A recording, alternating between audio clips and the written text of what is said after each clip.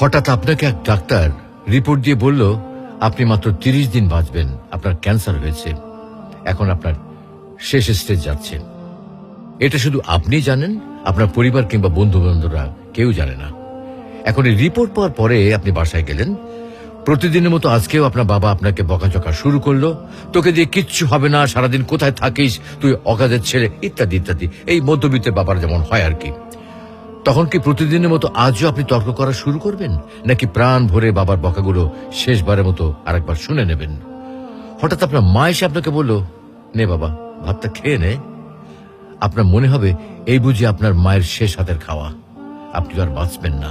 আপনি পরম তৃপ্তি নিয়ে খাবেন এবং আপনার কাছে মনে হবে এটা আপনার শ্রেষ্ঠ খাবার, যদিও ডাল ভাত হোক না কেন। আপনি বের হলেন, পুরনো এক বন্ধুর সাথে দেখা, আপনি যাকে মোটেও সহ্য করতে পারেন না, সবসময় তার সাথে কথা কাটাকাটি হয়, আজকেও সে আপনাকে কিছু কথা শুনিয়েও দিল।